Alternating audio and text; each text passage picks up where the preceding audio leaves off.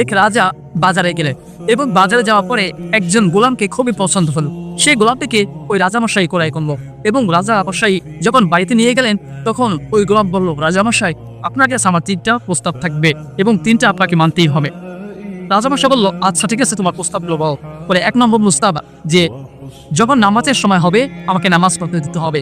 2 নম্বর যে আপনি থাকার জন্য একটি ঘর দিতে হবে এবং 3 নম্বর রাতে আমাকে কোনো কাজ করাতে পারবেন না। দিনের যত কাজ আছে দিনের বেলা আমাকে করাবে, রাতের বেলা আমাকে কোনো কাজকর্ম করাতে পারবেন না।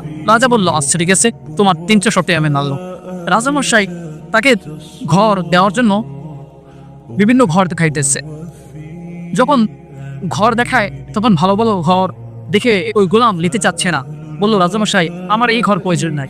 এইভাবে রাতের শেষ প্রাতে যে একটি ভাঙ্গা ঘর উপরে চালায়, এই ঘরটা যখন দেখতে পেল গোলাপ, তখন গোলাপ বলল, রাজামশাই আবার এই ঘরটা প্রয়োজন।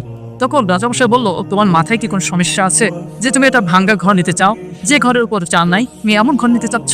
তখন ওই গোলাম বলল, রাজামশাই আমার এতে দামি ঘরের প্রয়োজন নেই, এই ভাঙ্গা ঘরটাই আমার জন্য অনেক কিছু। এইভাবে দিন কাটতে থাকলো। একদিন রাজামশাই রাতের বেলা দেখতে চাইলো তার রাজ্যের কি অবস্থা, তার গোলামদের কি অবস্থা আছে।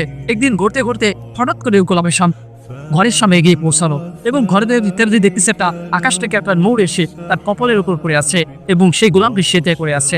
এই দেখে রাজামশাই খুবই অবাক হলে এইভাবে দাঁড়িয়েছিল। রাজামশাই কিছুক্ষণ দাঁড়ানোর পরে সকাল হতেই চলে গেল বাসায় গিয়ে রানীকে বলল, এরকম ঘটনা ঘটেছে। রানী বলল, এটা কোনোভাবেই সম্ভব না।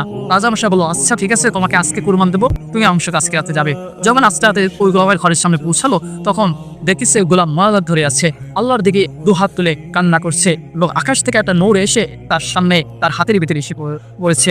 এই দেখে রাজা এবং রানী ঠায় দাঁড়িয়ে রইলেন। কিছুক্ষণ পর সকাল হলো।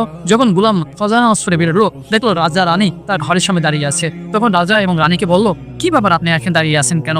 আপনার কোনো কাজকর্ম করা লাগবে না, আপনি যা করবেন আমরা তাই করব, আপনি যা মনে চায় তাই করবেন, আপনাকে মুক্ত করে দিলাম। তখন ওই গোলাপ বলল, আমি তো ইবাদত করছি, আমি তো খুশি করছি, একমাত্র আল্লাহকে খুশি করার জন্য আমি ইবাদত করছি, সেটাও আল্লাহকে রাজি খুশি করার জন্য, কিন্তু আমি কোনো মানুষকে দেখানোর জন্য ইবাদত করি নাই। যখন আপনাদের কাছে আমার এই প্রকাশ করে দিয়েছে আমার ইবাদতের বিষয়টা, তাই আমাকে 2 রাকাত নামাজ পড়তে দিন। এরপরে 2 রাকাত নামাজ পড়তে দেওয়া হলো। সে 2 রাকাত নামাজ দাঁড়ালো। নামাজের পরে 2 হাত আকাশে দিকে তুলে বলল, আল্লাহ আমি ইবাদত করছি তোমাকে দেখানোর জন্য, তুমি যখন প্রকাশ করছো আমার দুনিয়া লাগবে না, আল্লাহ তুমি আমাকে নিয়ে যাও। এরপরে দোয়া শেষ, এরপর সে ইন্তেকাল করে।